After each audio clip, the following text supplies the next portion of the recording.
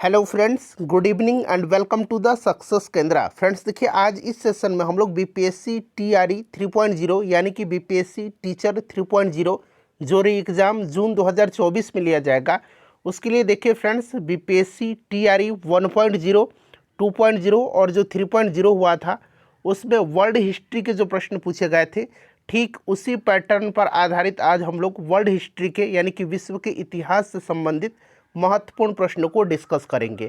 इसमें से मैंने प्रीवियस ईयर के क्वेश्चंस को भी शामिल किया हुआ है ताकि आप लोग देखिए कि प्रश्न किस प्रकार से जो है बीपीएससी टीआरई 3.0 री एग्ज़ाम में वर्ल्ड हिस्ट्री से संबंधित पूछा जाएगा। फ्रेंड्स, अगर आप चैनल पर पहली बार विजिट कर रहे हैं तो चैनल को सब्सक्राइब कर लीजिए और जो बगल में बेल आइकन है, घंटी का निशान है, उसको भी ज़रूर दबा लीजिएगा ताकि जब भी बीपीएससी टीचर भर्ती परीक्षा से संबंधित कोई भी इम्पोर्टेंट वीडियो अपलोड किया जाए तो उसका नोटिफिकेशन सबसे पहले आपके पास पहुंच जाए। तो चलिए फ्रेंड्स, सेशन आज का स्टार्ट करते हैं। एक बार सभी लोग प्लीज़ जल्दी से सेशन को लाइक कर देंगे और इसका लिंक फटाफट किसी भी एक ग्रुप में जहाँ कहीं भी आप हैं वहाँ पर शेयर कर दीजिए। तो चलिए फ्रेंड्स, बिना देरी किए हुए सेशन आज का अब हम लोग स्टार्ट करते हैं। तो फ्रेंड्स, जैसे मैंने आपको बताया है कि आज इस सेशन में हम लोग बीपीएससी टीआरई 3.0 यानी कि बीपीएससी टीचर 3.0 री एग्ज़ाम 2024 के लिए वर्ल्ड हिस्ट्री के इम्पॉर्टेंट क्वेश्चंस को इस सेशन में हम डिस्कस करेंगे। और देखिए, बीपीएससी टीआरई 1.0, 2.0 और 3.0 में जो वर्ल्ड हिस्ट्री के प्रश्न पूछे गए थे उसी पैटर्न पर आधारित हम लोग आज इस सेशन में प्रश्नों को डिस्कस करेंगे। इसमें प्रीवियस ईयर के वर्ल्ड हिस्ट्री के भी प्रश्न हैं और साथ ही साथ कुछ नए प्रश्न भी हम लोग डिस्कस करने वाले हैं। एक बार सभी लोग फ्रेंड्स प्लीज़ सेशन को लाइक कर दीजिए, आपका एक लाइक हमें मोटिवेट करता है। चलिए शुरू करते हैं। आज के सेशन का पहला प्रश्न पढ़ेंगे कि ब्रिटेन में कृषि क्रांति के शिल्पकार के रूप में कौन जाने जाते थे। देखिए, वर्ल्ड हिस्ट्री का ऑलरेडी मैंने एक सेशन आपको कवर करा दिया है और इसमें सारे के सारे महत्वपूर्ण प्रश्नों को मैंने आपको कवर कराया हुआ है जो आपके एग्ज़ाम यानी कि बीपीएससी टीआरई 3.0 री एग्ज़ाम वर्ल्ड हिस्ट्री के दृष्टिकोण से महत्वपूर्ण है। तो इस सेशन को आप एक बार ज़रूर देखिएगा, लिंक आपको डिस्क्रिप्शन बॉक्स में मिल जाएगा। काफ़ी इंपॉर्टेंट सेशन है ये। चलिए बताइएगा कि ब्रिटेन में कृषि क्रांति के शिल्पकार के रूप में कौन जाने जाते थे। आंसर सबको कमेंट करना है और जो भी मैं एक्सप्लेन करूंगा उसको भी ध्यानपूर्वक जरूर सुनेंगे। इससे क्या होगा कि एक प्रश्न के साथ साथ आपके 2-3 प्रश्न कवर होते चलेंगे। चलिए बताइए, राइट आंसर इसका क्या होगा। ब्रिटेन में कृषि क्रांति के शिल्पकार के रूप में कौन जाने जाते थे। देखिए, ये प्रश्न इसी बार बीपीएससी टीआरई 3.0 2024 में जो रद्द हो गया था उसी में ये प्रश्न पूछा गया है। जल्दी जल्दी आंसर कमेंट करिए कि ब्रिटेन में कृषि क्रांति के शिल्पकार के रूप में कौन जाने जाते थे। तो देखिए फ्रेंड्स, याद रखेंगे लॉर्ड टाउनसेंड, रॉबर्ट वेस्टर्न और जेथरो टूल। इन तीनों को जो है ब्रिटेन में कृषि क्रांति के शिल्पकार के रूप में जाना जाता है। किनको किनको? लॉर्ड टाउनसेंड, रॉबर्ट वेस्टर्न और जेथरो टूल। इन तीनों को ब्रिटेन में कृषि क्रांति के शिल्पकार के रूप में जाना जाता है। तो ऑप्शन नंबर यहाँ पर हो जाएगा उपरोक्त में से एक से अधिक। बिल्कुल करेक्ट आंसर है। चलिए अगला प्रश्न करेंगे। नेक्स्ट क्वेश्चन है हमारा, यहाँ पर आपको पूरा प्रश्न दिखाई दे रहा होगा। ऑप्शन ई आपको पता है, उपरोक्त में से कोई नहीं, और ऑप्शन डी उपरोक्त में से एक से अधिक। थोड़ा सा और जूम करता हूँ। चलिए, स्वतंत्रता, सामान्य नियमों तथा सामान्य अवसरों के प्रारंभिक विचारों को फ्रांसीसी सामाजिक बदलाव में प्रस्तुत करने वाले व्यक्तियों का सही समूह इसमें से कौन सा है। चलिए सभी लोग आंसर इसका कमेंट करिए कि इसका राइट आंसर क्या होगा। सब लोग आंसर कमेंट करिए कि इसका करेक्ट आंसर क्या होगा। अब यहाँ पर देखिएगा फ्रेंड्स, आपको याद होगा कि समानता, स्वतंत्रता और बंधुत्व का नारा फ्रांस की राज्य क्रांति की देन है। ठीक है ना, फ्रांस की राज्य क्रांति की देन है। ये सब आपको पहले से पता होगा। और यहाँ पर देखिएगा, स्वतंत्रता, सामान्य नियमों और सामान्य अवसरों के प्रारंभिक विचारों को फ्रांसीसी सामाजिक बदलाव में प्रस्तुत करने वाले व्यक्तियों का सही समूह इसमें से कौन सा है, बताइए। तो यहाँ पर राइट आंसर इसका हो जाएगा John Locke, Jean Jacques Rousseau. Option number यहाँ पर बी इसका राइट आंसर हो जाएगा। चलिए उसके बाद नेक्स्ट क्वेश्चन है हमारा कि 18वीं सदी के फ्रांसीसी समाज की वर्ग व्यवस्था के संदर्भ में कौन सा युग्म यहाँ पर सुमेलित है। आपको यहाँ पर ए, बी और सी 3 ऑप्शन दिख रहा है। चौथा ऑप्शन डी आपको पता है, ऑप्शन ई भी आपको पता है। बताइए 18वीं सदी के फ्रांसीसी समाज की वर्ग व्यवस्था के संदर्भ में कौन सा युग इसमें से सुमेलित है? सभी लोग आंसर कमेंट करिए। चलिए देखिए, लिब्रे फ्रांस की मुद्रा थी उस समय, ठीक है ना। अब तो यूरो है, लेकिन ये वाला बिल्कुल सही है, उस समय लिब्रे फ्रांस की मुद्रा थी। टाइड चर्च द्वारा वसूल किया जाने वाला एक टाइप का कर था, और टाइल जो था यह राज्य को अदा किया जाने वाला भी कर था। तो ऑप्शन नंबर इस हिसाब से अगर हम देखें तो ऑलरेडी ऑप्शन डी जो होगा यहाँ पर राइट आंसर होगा इसका, एक से अधिक, ठीक है ना। चलिए फ्रेंड्स, उसके बाद देखिएगा कि किसने फांसीवाद से प्रभावित होकर के प्रथम विश्व युद्ध के बाद इंग्लैंड की संसद तथा यहूदियों के विरुद्ध प्रचार किया और काली कुर्ती वाले एक दल का गठन किया। काली कुर्ती वाले, ब्लैक शर्ट, ठीक है ना। बताइए इसका राइट आंसर क्या होगा? किसने फांसीवाद से प्रभावित होकर के प्रथम विश्व युद्ध के बाद इंग्लैंड की संसद तथा यहूदियों के विरुद्ध प्रचार किया और काली कुर्ती वाले एक दल का गठन किया? इसका राइट आंसर क्या होगा? देखिए ये सारे प्रश्न जो है बीपीएससी टीआरई 3.0 2024 में ही पूछे गए हैं। तो ये कौन थे? ओस्वाल्ड मोजले था। ऑप्शन नंबर यहाँ पर इसका सी करेक्ट आंसर हो जाएगा। चलिए उसके बाद देखिए ये वाला प्रश्न है कि 1815 ईस्वी वियना संधि के दौरान कौन सा देश शामिल नहीं था? वियना संधि 1815 ईस्वी, याद रखिएगा, ठीक है ना। वियना की संधि पर 1815 में ऑस्ट्रिया, पर्सिया या प्रसा कहिए, रूस और ग्रेट ब्रिटेन के द्वारा हस्ताक्षर किए गए थे। तो रूस था, प्रसा था, ग्रेट ब्रिटेन था। उसके बाद अगर हम बात करें तो इसमें आपका और कौन कौन सा था? रसिया भी था, रसिया तो है ही, प्रसा है, ग्रेट ब्रिटेन है, ऑस्ट्रिया है, ठीक है ना, याद रखिएगा। पोलैंड इसमें नहीं था, ठीक है ना। कभी कभी ऑप्शन में स्वीडन भी दे देगा, तो स्वीडन भी इस पर हस्ताक्षर नहीं किया था। कभी कभी यूएसए दे देगा, तो यूएसए भी नहीं था इसमें, ठीक है। तो ये सब फ्रेंड्स आप याद रखिएगा। चलिए उसके बाद नेक्स्ट क्वेश्चन है कि स्टालिनग्राद की लड़ाई किसके मध्य हुई थी? स्टालिनग्राद की लड़ाई, ये भी प्रश्न जो है इसी बार बीपीएससी टीआरई 3.0 में पूछा गया प्रश्न है। स्टालिनग्राद की लड़ाई किसके मध्य हुई थी? बताइए। देखिए स्टालिनग्राद की लड़ाई जो है यह हुई थी किसके मध्य में? तो फ्रेंड्स यह हुआ था आपका सोवियत यूनियन और जर्मनी के मध्य में। ऑप्शन नंबर ई मेरे हिसाब से राइट आंसर होगा। एक बार आप लोग इसको कंफर्म करिएगा, ठीक है ना।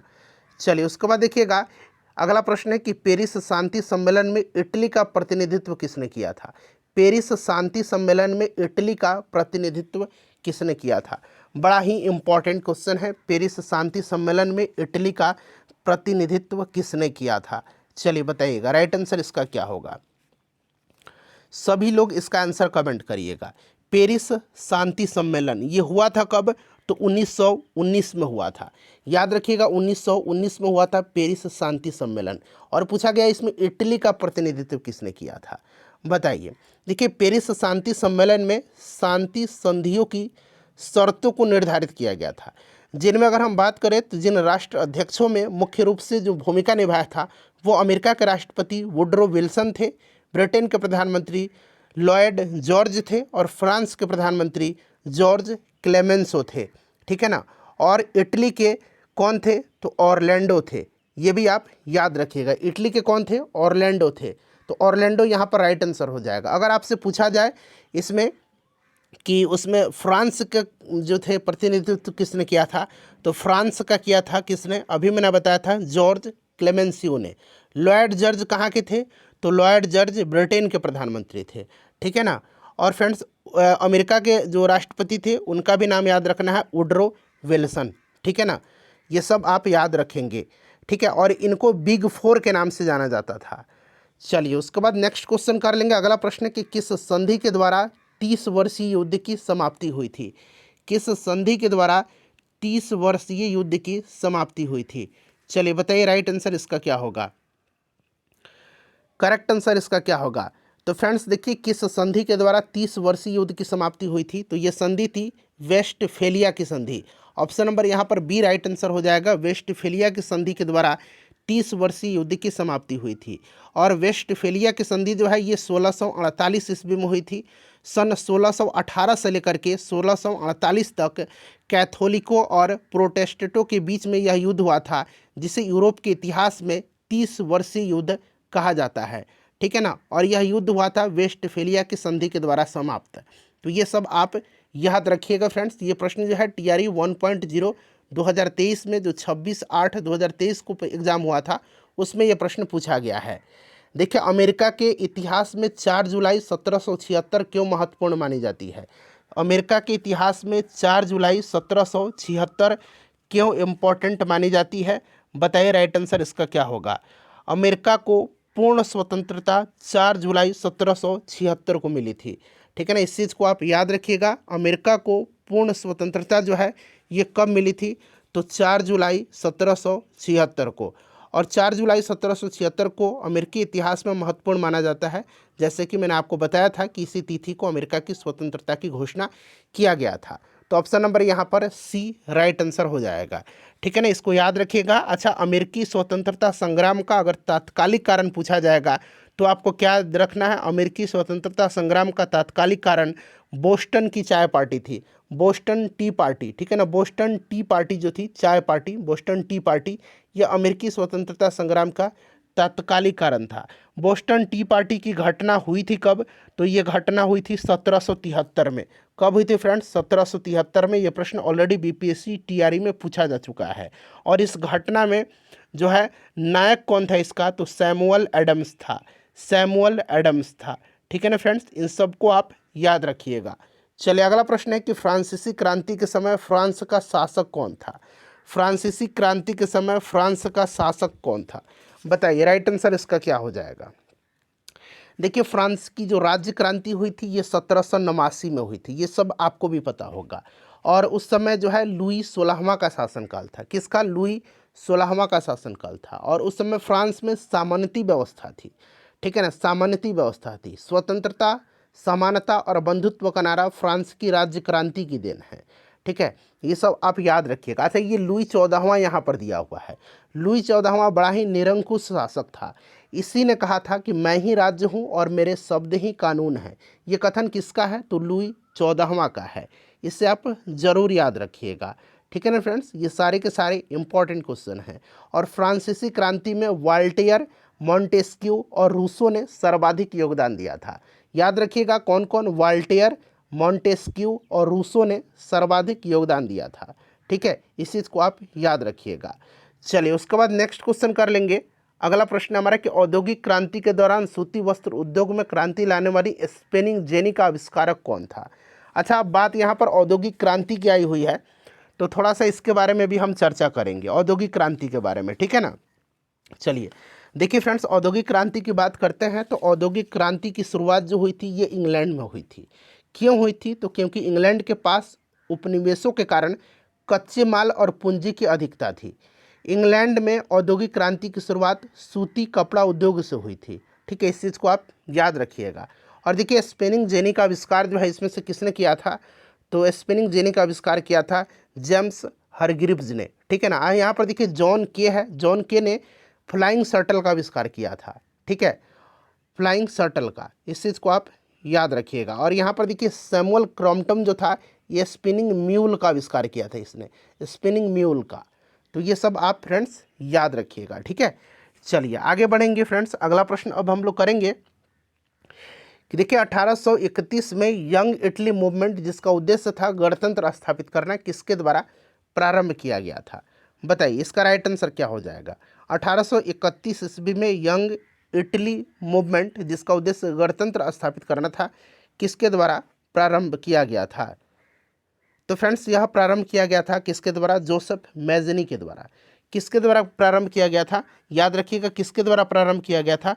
तो जोसेफ मैज़नी के द्वारा यह प्रारंभ किया गया था, जोसेफ मैज़नी के द्वारा, ठीक है। याद रखिएगा किसके द्वारा? जोसेफ मैज़नी के द्वारा यह प्रारंभ किया गया था। अच्छा, बात यहाँ पर जोसेफ मैज़नी की आई हुई है, तो आपको याद होगा कि जोसेफ मैज़नी ने 1831 में आपको यंग इटली की स्थापना किया था, ये आपको याद भी होगा। और देखिए जोसेफ मैज़नी के बारे में मैंने एक स्टेटमेंट आपको बताया था कि यदि समाज में क्रांति लानी हो तो क्रांति का नेतृत्व नव युवकों के हाथ में दे दो। यह कथन किसका है? जोसेफ मैज़नी का है, ठीक है ना फ्रेंड्स। इस चीज़ को आप याद रखिएगा। तो यहाँ पर देखिए मैज़नी राइट आंसर हो जाएगा, ऑप्शन में नहीं है तो ऑप्शन यहाँ पर ई करेक्ट आंसर हो जाएगा, उपरोक्त में से कोई नहीं, ठीक है। इटली का एकीकरण किया था काउंट काबूर ने, इस चीज़ को आप याद रखेंगे। आगे इसके बारे में हम डिटेल में चर्चा करेंगे, ठीक है। चलिए नेक्स्ट क्वेश्चन अब हम करेंगे फ्रेंड्स। अगला प्रश्न है हमारा देखिए, जर्मनी के एकीकरण का वास्तुकार कौन था जो रक्त एवं लौह नीति पर विश्वास करता था? बताइए इसका राइट आंसर क्या होगा। जर्मनी के एकीकरण का वास्तुकार कौन था जो रक्त एवं लौह नीति पर विश्वास करता था? तो फ्रेंड्स, जर्मनी के एकीकरण का यह वास्तुकार कौन था? तो ऑटो वन बिस्मार्क था, जो लौह एवं रक्त नीति पर विश्वास करता था। बिस्मार्क प्रशा के शासक विलियम प्रथम का प्रधानमंत्री था और जर्मनी का सबसे शक्तिशाली राज्य कौन था? तो प्रशा था। इस चीज़ को आप याद रखिएगा, ठीक है ना फ्रेंड्स, काफ़ी इंपॉर्टेंट है। तो यहाँ पर देखिए बिस्मार्क यहाँ पर करेक्ट आंसर हो जाएगा। राइट आंसर इसका क्या हो जाएगा? बिस्मार्क हो जाएगा, ठीक है।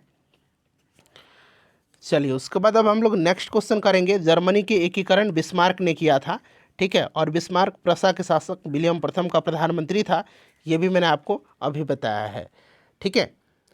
चलिए, और बिस्मार्क जर्मनी का एकीकरण प्रशा के नेतृत्व में ही चाहता था। चलिए आगे बढ़ेंगे फ्रेंड्स। अब अगला प्रश्न हम लोग कर लेंगे।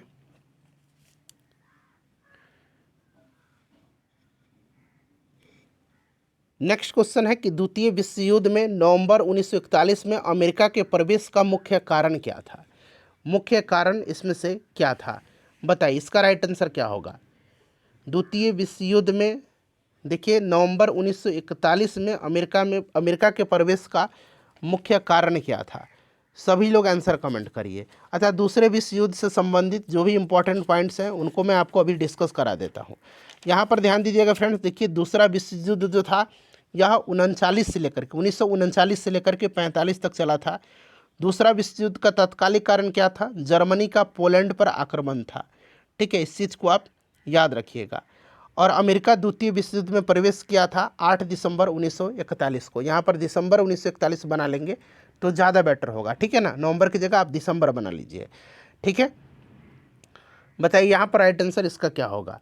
तो देखिए फ्रेंड्स, मुख्य कारण था जापान के द्वारा हवाई द्वीप पर स्थित जो पर्ल हार्बर है वहाँ पर अमेरिकी नौसैनिक अड्डे पर हमला करके उसको ध्वस्त कर देना।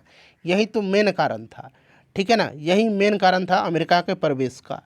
तो यहाँ पर अगर हम बात करते हैं तो इनमें से कोई नहीं यहाँ पर राइट आंसर होगा। ऑप्शन नंबर ई करेक्ट आंसर होगा, उपरोक्त में से कोई नहीं, ठीक है। अच्छा, द्वितीय विश्व युद्ध के समय अगर हम बात करते हैं तो अमेरिका के राष्ट्रपति कौन थे?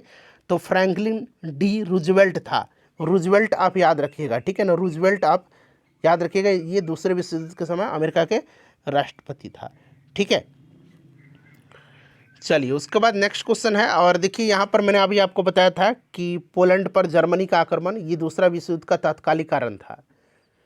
नेक्स्ट क्वेश्चन है कि जब मार्को पोलो ने चीन का दौरा किया था तब वहाँ का शासक कौन था? जब मार्को पोलो ने चीन का दौरा किया था तब वहाँ का शासक कौन था? बताइए करेक्ट आंसर इसका क्या होगा। मार्को पोलो इटली का एक व्यापारी और साहसी व्यक्ति था जिसने 1271 से 1295 तक यूरोप से एशिया की यात्रा किया था, ठीक है। और जब मार्को पोलो ने चीन का दौरा किया था तब वहाँ का शासक कौन था? कुबलई खान था। कुबलई खान चंगेज खान का पोता था, ठीक है ना फ्रेंड्स। और इसी के शासनकाल में चीन में जो है विभिन्न क्षेत्रों में उन्नति भी हुआ था। तो यहाँ पर राइट आंसर हो जाएगा यहाँ पर कुबलई खान, ठीक है, याद रखिएगा। चलिए उसके बाद नेक्स्ट क्वेश्चन हम कर लेंगे कि संयुक्त राज्य अमेरिका में पहली अंग्रेजी बस्ती कौन सी थी? संयुक्त राज्य अमेरिका में पहली अंग्रेजी बस्ती जो थी ये कौन सी थी? बताइए राइट आंसर इसका क्या होगा।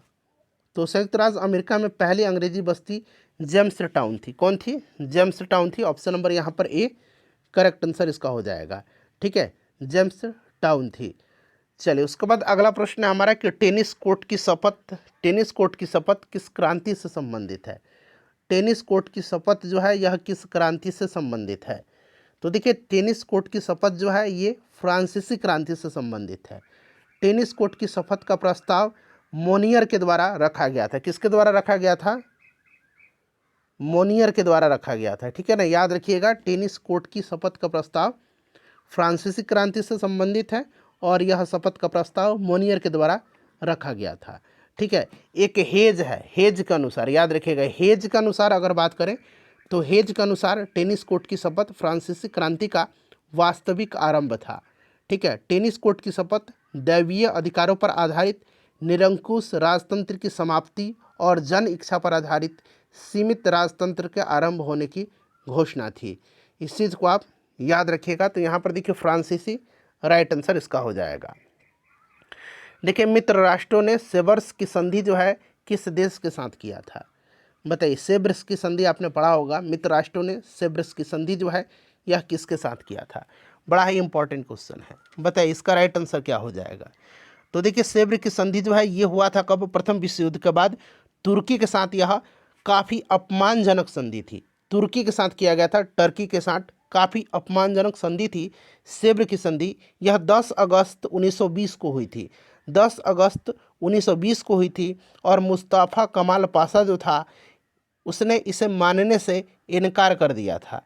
ठीक है, इस चीज़ को आप याद रखिएगा। मुस्तफ़ा कमाल पाशा आधुनिक तुर्की का निर्माता माना जाता है। इस चीज़ को आप याद रखिएगा। सेब्र की संधि हुई थी कब? तो फ्रेंड्स 10 अगस्त 1920 को हुई थी। काफ़ी अपमानजनक संधि थी जो कि टर्की के साथ किया गया था। ठीक है, इस चीज़ को आप याद रखिएगा। क्लियर। और सेब्र की संधि के अनुसार जो है टर्की ने मिस्र, Sudan, Cyprus, Tripoli, Morocco, Tunisia, Arab, Syria और मेसोपोटामिया पर अपने अधिकार त्याग दिए। ठीक है, इस चीज़ को आप याद रखिएगा। चलिए फ्रेंड्स, उसके बाद देखिएगा कि 1733 में फ्लाइंग शटल मशीन का आविष्कार किसने किया था? तो मैंने अभी आपको बताया था जो स्पिनिंग जेनी का आविष्कार बताया था जेम्स हारग्रीव्स ने किया था। उसी समय मैंने आपको बताया था कि फ्लाइंग शटल का आविष्कार किया है जॉन के ने। ठीक है ना, जॉन के ने किया है। क्लियर। चलिए उसके बाद आगे बढ़ेंगे, अगला प्रश्न करेंगे। नेक्स्ट क्वेश्चन है कि क्रिस्टोफर कोलंबस 1492 में अमेरिका का महान खोजकर्ता किस देश के द्वारा वित्त पोषित किया गया था? बताएंगे इसका राइट आंसर क्या होगा? सब लोग इसका आंसर कमेंट करिए। तो देखिए यहाँ पर जो राइट आंसर हो जाएगा, क्रिस्टोफर कोलंबस 1492 में अमेरिका का महान खोज करता था। याद रखिएगा अमेरिका की खोज किसने किया था? तो क्रिस्टोफर कोलंबस ने। अच्छा, अमेरिका का नाम अमेरिका पड़ा था अमेरिगो वेस्पुसी के नाम पर। ये ऑलरेडी मैंने वर्ल्ड हिस्ट्री का जो पहला सेशन कराया हुआ है ये सब मैंने आपको वहाँ पर करा दिया था। ठीक है ना, अमेरिको वेस्पुसी के नाम पर अमेरिका का नाम अमेरिका पड़ा था। अमेरिका की खोजकर्ता जो था ये क्रिस्टोफर कोलंबस था। और यह किस देश के द्वारा वित्त पोषित था? तो याद रखिएगा स्पेन के द्वारा। ऑप्शन नंबर यहाँ पर सी राइट आंसर होगा, स्पेन के द्वारा। ठीक है ना फ्रेंड्स, इस चीज़ को आप याद रखिएगा। क्लियर। चलिए उसके बाद नेक्स्ट क्वेश्चन कर लेंगे कि बोस्टन टी पार्टी इतिहास की एक महत्वपूर्ण घटना है, किससे संबंधित है? बोस्टन टी पार्टी या बोस्टन चाय पार्टी? अभी मैंने आपको बोस्टन टी पार्टी के बारे में बताया था कि बोस्टन टी पार्टी जो है ये अमेरिकी स्वतंत्रता संग्राम जो था इसका तात्कालिक कारण था। ठीक है ना, और इस घटना का नायक सैमुअल एडम था। अमेरिकी स्वतंत्रता संग्राम का जो तत्कालिक कारण बोस्टन टी पार्टी की घटना थी यह हुई थी 1773 में। 1773 में ये हुई थी। ठीक है ना, तो यहाँ पर देखिए अमेरिकी स्वतंत्रता संग्राम, यहाँ पर करेक्ट आंसर इसका हो जाएगा। चलिए उसके बाद नेक्स्ट क्वेश्चन करेंगे। अगला प्रश्न है कि बास्तिल का पतन किस दिन हुआ था? बास्तिल का पतन जो है ये किस दिन हुआ था? चलिए बताएंगे, सभी लोग इसका राइट आंसर कमेंट करेंगे कि बास्तिल का पतन हुआ था कब। बताइए इसका राइट आंसर क्या होगा फ्रेंड्स? बास्तिल का पतन जो है ये कब हुआ था? बताइए। फ्रांस की क्रांति से संबंधित है। ठीक है ना, मैंने थोड़ा सा आपको हिंट दिया हुआ है, आप लोग प्रयास करिए इसका आंसर बताइए कि करेक्ट आंसर इसका क्या होगा। देखिए अगर हम बात करते हैं बास्तिल की पतन की तो यहाँ पर ध्यान दीजिएगा फ्रेंड्स, 14 जुलाई 1789 को 14 जुलाई 1789 को जो है क्रांतिकारियों ने बास्तिल की कारागृह था उसके फाटक को तोड़ करके बंदियों को मुक्त कर दिया। और तब से जो है 14 जुलाई को फ्रांस में राष्ट्रीय दिवस के रूप में मनाया जाता है। 14 जुलाई 1789 को जो है बास्तिल का पतन हुआ था। बास्तिल में क्रांतिकारियों ने जो कारागृह था उसको तोड़ करके, उसके फाटक को तोड़ करके बंदियों को जो है मुक्त कर दिया था। ठीक है, इस चीज़ को आप याद रखिएगा। काफ़ी इंपॉर्टेंट क्वेश्चन है फ्रेंड्स, काफ़ी इंपॉर्टेंट है। ठीक है, चलिए आगे बढ़ते हैं। अब हम लोग अगला प्रश्न करेंगे। ठीक है, चलिए उसके बाद हम लोग नेक्स्ट क्वेश्चन कर लेंगे। अगला प्रश्न है हमारा यहाँ पर कि 1917 में विश्व युद्ध से अलग होने वाला राष्ट्र कौन सा था? 1917 में विश्व युद्ध जो हुआ था, प्रथम विश्व युद्ध जो चल रहा था उस समय, उससे अलग होने वाला देश कौन सा था, यह आपसे पूछा जा रहा है। बताइए इसका राइट आंसर फ्रेंड्स क्या होगा? सब लोग आंसर कमेंट करिए, आंसर सबको कमेंट करते चलना है। बताइए इसका राइट आंसर क्या होगा फ्रेंड्स? कौन सा देश जो है 1917 में विश्व युद्ध से अलग होने वाला देश था? तो देखिए 1917 में विश्व युद्ध से अलग होने वाला जो देश था ये सोवियत संघ था, ठीक है ना। सोवियत संघ यहाँ पर राइट आंसर हो जाएगा। रसिया अलग हुआ था, रूस अलग हुआ था। लेनिन युद्ध से अलग होने के लिए भारी मात्रा में युद्ध हर जाना दिया था, ठीक है ना। लेनिन जो था ये बोल्शेविक दल का नेता था, इसको आप याद रखिएगा, काफ़ी इंपॉर्टेंट है, ठीक है। चलिए उसके बाद नेक्स्ट क्वेश्चन है हमारा, किस युद्ध के बाद जर्मनी का एकीकरण पूरा हुआ था? किस युद्ध के बाद जर्मनी का एकीकरण पूरा हुआ था? बताइए इसका राइट आंसर क्या होगा। किस युद्ध के बाद जर्मनी का एकीकरण पूरा हुआ था? सभी लोग इसका आंसर कमेंट करिए। किस युद्ध के बाद जर्मनी का एकीकरण पूरा हुआ? तो देखिए सेडोन युद्ध के बाद जो है, सेडोन युद्ध के बाद जर्मनी का एकीकरण पूरा हुआ था, सेडोन का युद्ध है। ऑप्शन नंबर यहाँ पर ए राइट आंसर हो जाएगा। सेडोन का युद्ध जो है 1870 में, याद रखिएगा 1870 ईस्वी में। सेडोन का युद्ध जो है 1870 ईस्वी में फ्रांस और जर्मनी के बीच में हुआ था। और नेपोलियन तीसरा जो था, नेपोलियन थर्ड, ठीक है ना, इसने 1 सितंबर 1870 को आत्मसमर्पण प्रशा के समक्ष कर दिया था, ठीक है। इस चीज़ को आप याद रखिएगा। तो सेडोन का युद्ध जो है ये आपका जर्मनी का एकीकरण सेडोन के युद्ध के बाद पूरा हुआ था, ठीक है। राइट आंसर यहाँ पर ऑप्शन नंबर ए हो जाएगा। चलिए उसके बाद देखिएगा कि इंग्लैंड में समाजवाद का जनक किसे माना जाता है? इंग्लैंड में समाजवाद का जनक किसको माना जाता है? समाजवाद को वैज्ञानिक आधार दिया था कार्ल मार्क्स ने, ठीक है ना। दास कैपिटल और कम्युनिस्ट मैनिफेस्टो की घोषणा कार्ल मार्क्स ने किया था, इस चीज़ को आप याद रखिएगा, ठीक है। और यहाँ पर इंग्लैंड में समाजवाद का जनक थी रॉबर्ट ओवन यहाँ पर करेक्ट आंसर हो जाएगा, ठीक है। चलिए उसके बाद देखिएगा कि वियतनामी कम्युनिस्ट पार्टी के संस्थापक कौन थे? वियतनामी कम्युनिस्ट पार्टी के संस्थापक कौन थे? काफ़ी इंपॉर्टेंट क्वेश्चन है, बताइए इसका राइट आंसर क्या हो जाएगा। वियतनामी कम्युनिस्ट पार्टी के संस्थापक कौन थे? तो फ्रेंड्स देखिए वियतनामी कम्युनिस्ट पार्टी के संस्थापक जो थे ये हो ची मिन्ह थे। हो ची मिन्ह याद रखिएगा, ठीक है ना। हो ची मिन्ह का अगर हम बात करें तो अर्थ क्या होता है? तो पथ प्रदर्शक इसका अर्थ होता है, ठीक है। चलिए उसके बाद देखिएगा कि कुस्तुनतुनिया का पतन हुआ था। कुस्तुनतुनिया का पतन आपसे पूछा जा रहा है, बताइए फ्रेंड्स इसका राइट आंसर क्या होगा। कुस्तुनतुनिया का पतन हुआ था। चलिए आंसर सब लोग कमेंट करिएगा, काफ़ी इम्पोर्टेंट क्वेश्चन है सारे के सारे, ठीक है। बताइए कुस्तुनतुनिया का पतन हुआ था, सब लोग आंसर कमेंट करिए। राइट आंसर इसका क्या होगा? कुस्तुनतुनिया का पतन हुआ था, ठीक है। चलिए तो देखिए कुस्तुनतुनिया का पतन यानी कि कॉन्स्टेंटिनोपल का पतन, ठीक है ना। याद है आपको कॉन्स्टेंटिनोपल आपने देखा भी होगा मूवी में। तो यहाँ पर देखिए कुस्तुनतुनिया का जो पतन हुआ था ये कब हुआ था? तो फ्रेंड्स ये 1453 में हुआ था कुस्तुनतुनिया का पतन, ठीक है ना। 1453 में कॉन्स्टेंटिनोपल का पतन हुआ था। ऑटोमन साम्राज्य के सुल्तान मोहम्मद द्वितीय के द्वारा कॉन्स्टेंटिनोपल पर विजय किया गया था। तो यहाँ पर देखिए 1453 राइट आंसर इसका हो जाएगा। नेक्स्ट क्वेश्चन है कि धर्म युद्ध हुआ था, बताएंगे इसका राइट आंसर क्या होगा। धर्म युद्ध हुआ था, तो देखिए फ्रेंड्स धर्म युद्ध जो हुआ था यह ईसाइयों और तुर्कों के बीच हुआ था। जेरूसलम जिसे ईसाई अपनी पवित्र भूमि मानते थे, पर तुर्कों ने अपना अधिकार स्थापित कर लिया था। जेरूसलम पर अधिकार करने के लिए ईसाई और मुस्लिमों के बीच लंबी अवधि तक युद्ध चला था, ठीक है ना। तो यहाँ पर देखिए राइट आंसर जो होगा इसका ऑप्शन नंबर ईसाई और तुर्कों में option number A correct answer यहाँ पर हो जाएगा, ठीक है। चलिए उसके बाद देखिएगा कि शक्ति के पृथक्करण के सिद्धांत का प्रतिपादन किसने किया था? बताइए राइट आंसर क्या होगा, करेक्ट आंसर बताइए। शक्ति के पृथक्करण के सिद्धांत का प्रतिपादन किसने किया था? तो फ्रेंड्स देखिए शक्ति के पृथक्करण के सिद्धांत का प्रतिपादन जो है ये किया था मॉन्टेस्क्यू ने, ठीक है ना। Montesquieu the spirit of laws पुस्तक आपको याद होगा। द स्पिरिट ऑफ लॉज किसने लिखा है? तो ये मॉन्टेस्क्यू ने लिखा है, ठीक है ना। और एक प्रिजन लेटर भी याद रखिएगा, प्रिजन लेटर्स, ठीक है ना। प्रिजन लेटर्स ये भी किसकी रचना है? प्रिजन लेटर्स, तो ये भी मॉन्टेस्क्यू की ही रचना है, प्रिजन लेटर्स, ठीक है। इस चीज़ को आप याद रखिएगा। द स्पिरिट ऑफ लॉज पुस्तक में शक्ति के पृथक्करण का सिद्धांत दिया गया है। द स्पिरिट ऑफ लॉज यही मॉन्टेस्क्यू की रचना है। चलिए उसके बाद देखिएगा कि गेस्टापो क्या था? बड़ा ही इंपॉर्टेंट क्वेश्चन है, सब लोग इसका आंसर कमेंट करेंगे कि गेस्टापो क्या था। चलिए बताइए इसका करेक्ट आंसर क्या होगा फ्रेंड्स, गेस्टापो क्या था।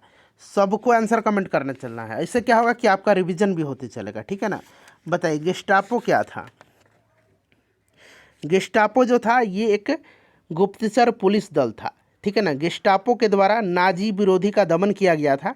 गेस्टापो गुप्तचर पुलिस से नाजी विरोधी में आतंक फैल गया था, ठीक है ना। और गेस्टापो गुप्तचर पुलिस की स्थापना हिटलर के द्वारा किया गया था, तो गुप्तचर पुलिस दल था।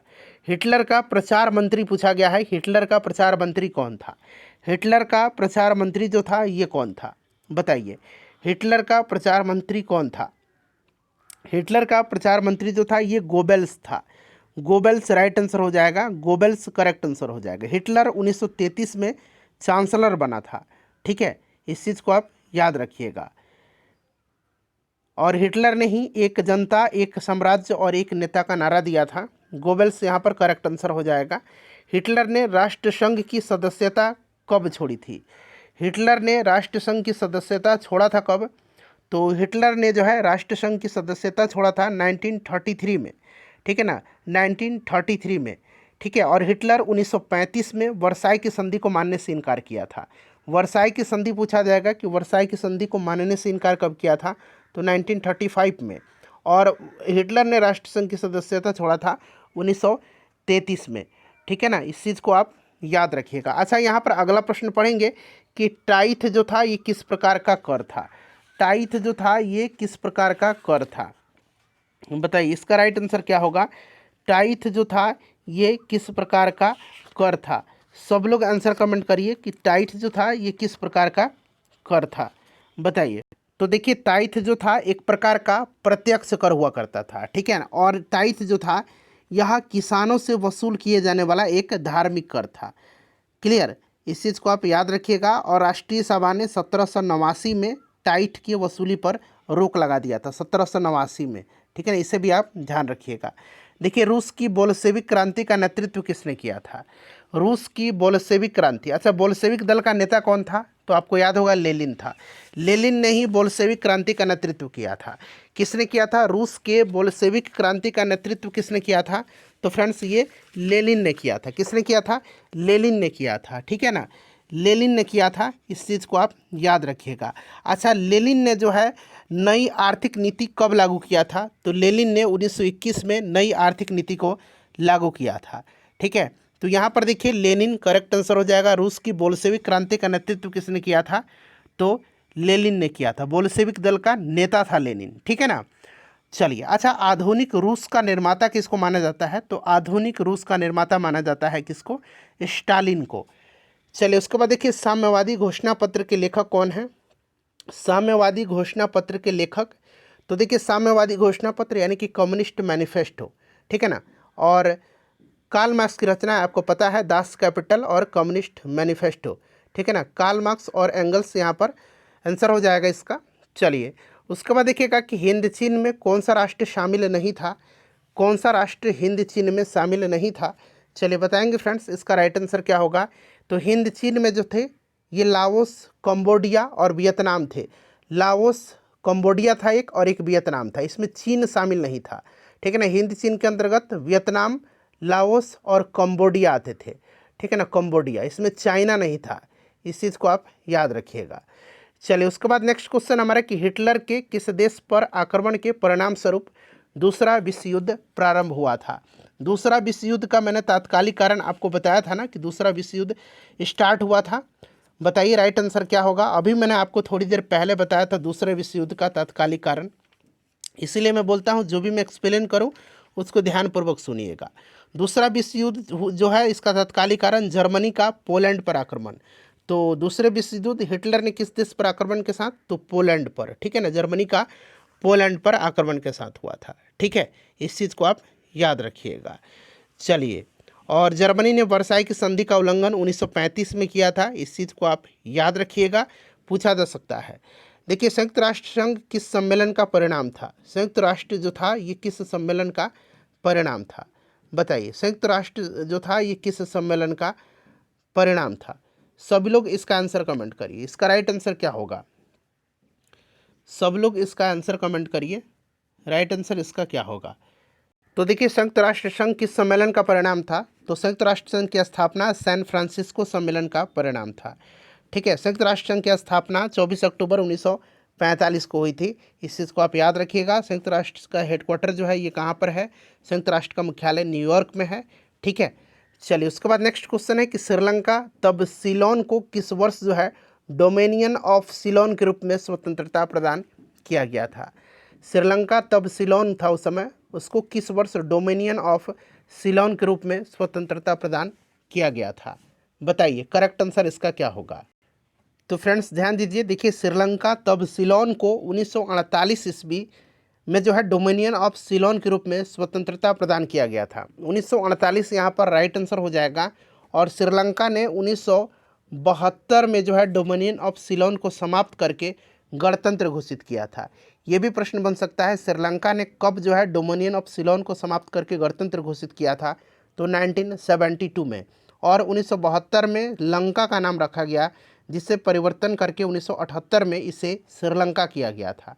ठीक है, इस चीज़ को आप याद रखिएगा। श्रीलंका की प्राचीन नाम ताम्रपारणी था, पुराना नाम सीलोन था।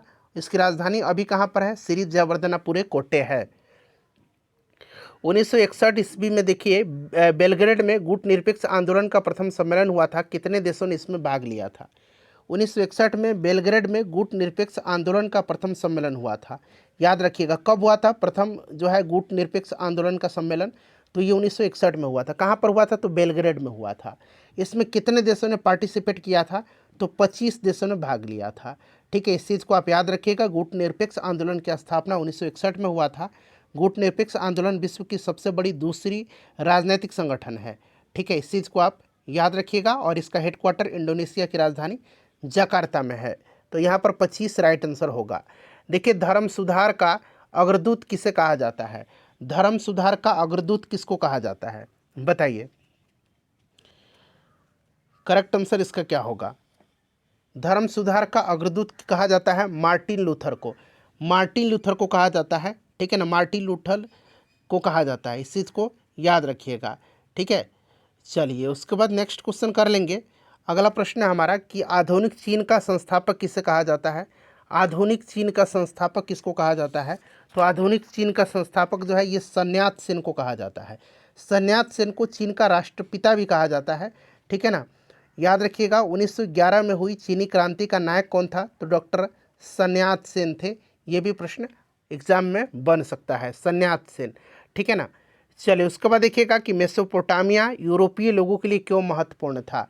मेसोपोटामिया यूरोपीय लोगों के लिए क्यों महत्वपूर्ण था? बताइए, राइट आंसर इसका क्या होगा। क्यों महत्वपूर्ण था मेसोपोटामिया यूरोपीय लोगों के लिए? करेक्ट आंसर इसका क्या होगा। चलिए सब लोग आंसर कमेंट करिए कि इसका राइट आंसर क्या होगा। क्यों इम्पोर्टेंट था? बताइए, करेक्ट आंसर सब लोग इसका बताइए। तो देखिए फ्रेंड्स, इसका जो करेक्ट आंसर होगा, मेसोपोटामिया यूरोपीय लोगों के लिए महत्वपूर्ण था क्योंकि बाइबल के प्रथम भाग ओल्ड टेस्टामेंट में इसका उल्लेख कई संदर्भों में किया गया है।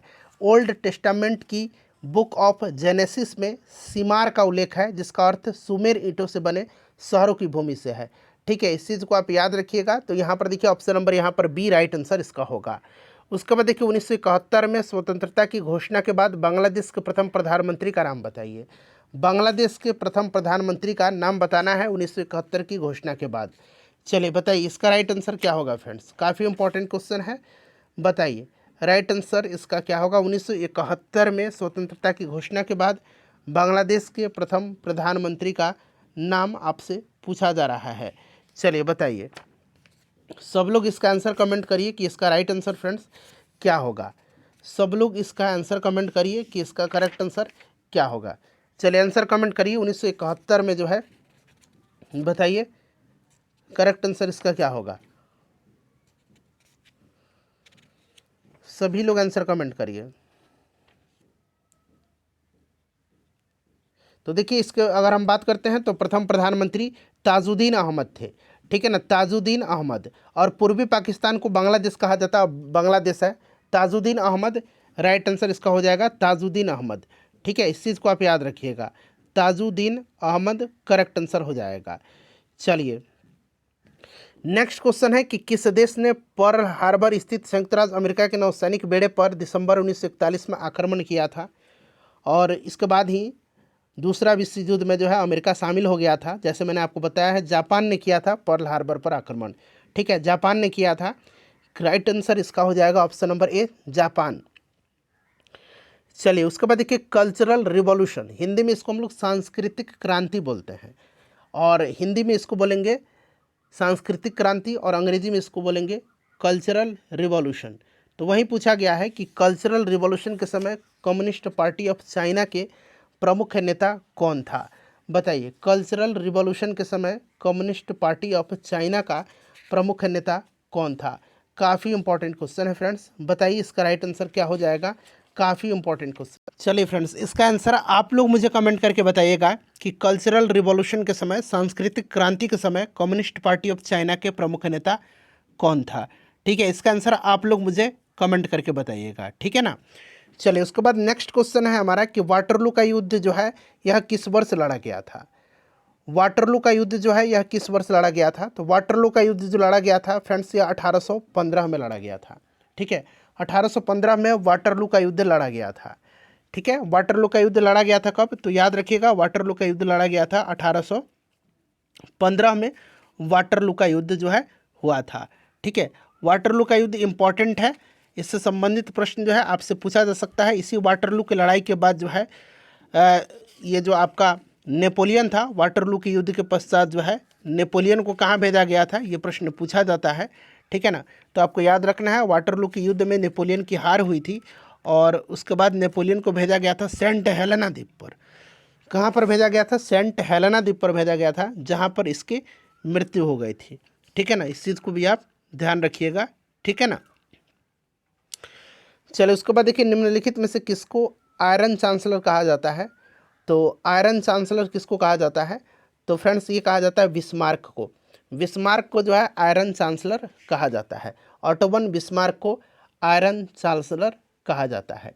ठीक है ना, बिस्मार्क ने जो है लौ और रक्त की नीति अपनाया था। तो यहाँ पर option number C correct answer हो जाएगा। फ्रेंड्स लगभग 50 इंपॉर्टेंट क्वेश्चन मैंने आपको कराए हैं। सेशन को लाइक कर दीजिएगा और प्लीज़ इसको शेयर कर दीजिए।